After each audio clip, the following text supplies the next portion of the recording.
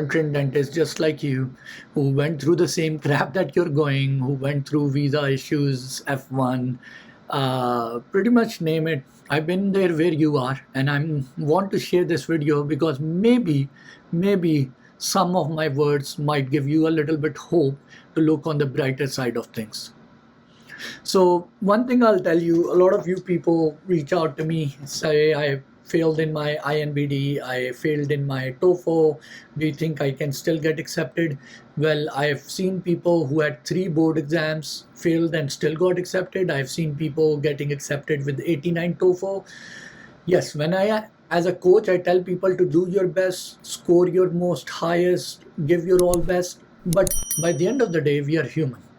Some days we fail, and I failed too, and I'm proud of my failure that time because I think failures are just there are time to analyze. That's pretty much it. I think they are a gift. When you fail, you need to sit back, you need to exclude from the world, and you need to analyze what can I improve.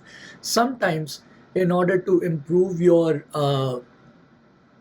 outside results like your TOEFL, your INBD, you need to figure out mentally where am I getting stuck. A lot of time I have people that I talk to, it's not that they can't study, but they have stress issues. Whenever they go in the exam, they get PTSD of failures, of losing, of not winning, and then they have a lot of issues.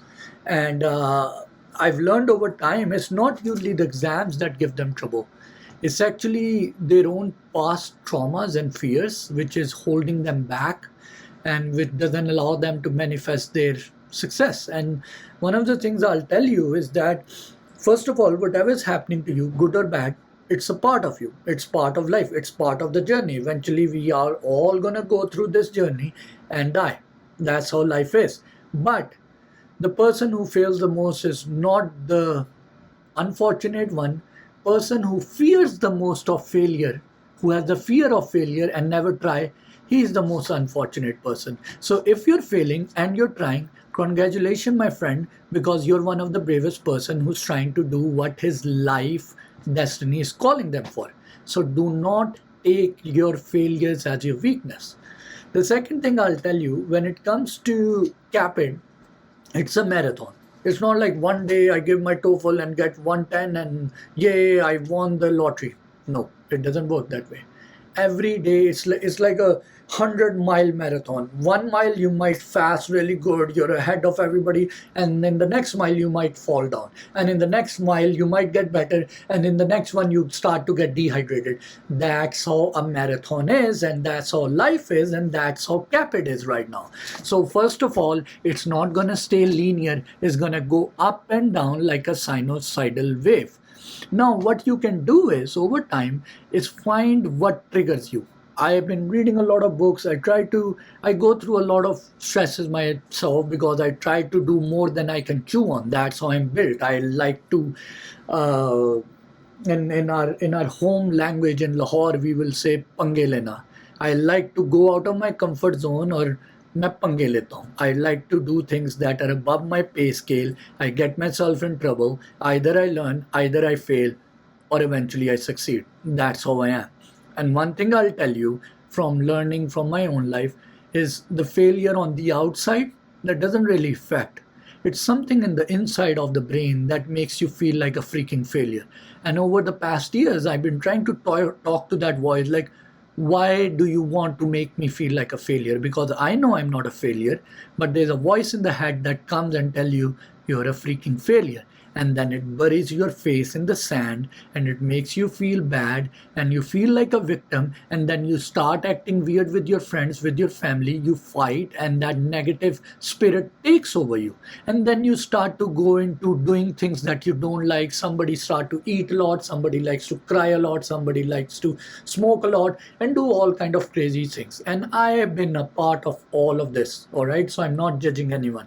The point is, you need to have a word with your own self and tell your own brain, just like the book Alchemist, if you haven't seen it or read the book, it's a journey. You're gonna fall. You're going for your personal legend. You're going for your life's dream, and it's gonna be up and down, and you have to enjoy the failures. One thing I'll tell you, before things will get ever better, they have to turn worse. For me, especially whenever really, really bad things pile up on me, I close my eyes and I tell myself, well, things are about to get good, my friend, because that's right before that time things get bad. It's just like before the day comes out, it has to turn really dark. So if you're going through that dark phase, trust me, the light is on the other side. All you have to do is be persistent. It's very important. This winter really takes a toll on you. I grew up in a very hot weather in Lahore, but when I am in winter, the gray weather, the clouds and everything, it start to affect me. And I've created a regime. I go for yoga. I try to exercise. I try to talk to my friends. I try to read books. I try to meditate. I take nutrition. I take vitamins, I take supplements. I do a lot of things to neurofeedback therapy just to keep my bloody brain aligned, because there's nobody on the outside who's trying to beat me. It's mostly in my own head that comes after me. And the reason I'm so much assured, because I'm pushing my limits. If I was living an average life like an average person, yeah, the voice is not strong enough. But when I'm going out of my comfort zone and working more than 60, 70 hours, running two businesses, managing family, my past traumas, the people, everything comes back to me and it haunts me. And it's like my own self is holding myself back. It's like coming to fight me. And the best way to deal with it is that you have to talk to this voice. You have to write down your goals. You have to pray. You have to meditate and be grateful. One of the key things I've learned is that when I'm making this video, I'm grateful for the people who's watching this, because one of them will watch this and his life will change. I know this. They will take something positive and they will do something great. And I'm already grateful for it. So have gratitude in your life. Be grateful for whatever you have, even if that's your breath, even that's the opportunity to compete in US, whatever is giving you that strength, be grateful for that and then work hard. Because in order to work hard, you need energy. But when your energy is stuck with your traumas, with your problems, with your failures, with fighting with your spouse and all of that and in-laws, it's just going to drain the hell out of you. Your sleep will get worse. And I'm telling you out of learning a lot of different experiences and come from a heart of giving. One thing I'll tell you, if you take a paper and pen and write National Board INBDE 2024, 25, TOEFL graduate of UCLA or whatever school, and you write your goals, on at the end of it, write what you're going to give back to the society, what you're going to give back to the world, what you're going to give back to your family. That's the hero's journey. A hero can only go out on an adventure when he knows that if he wins, he will bring back that prize to his own village people. You need to have a way to give back to the society. And once you have that, that's the magical sprinkle that's going to help you overcome stresses, that's going to help you overcome failures, and it's going to give you the strength to get back up and work hard.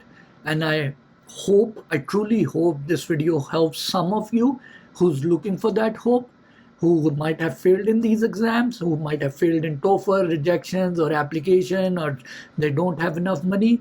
Well, watch this. I've been there in your shoes. I've worked in a lot of odd jobs, night jobs, at gas stations, at school cafeterias. I've sold flowers on the roads in Philadelphia. I've done a lot of different stuff. And I've been there. And now I am on the other side of the road. And I'll just say, work hard, stay positive, and there's hope on the other side.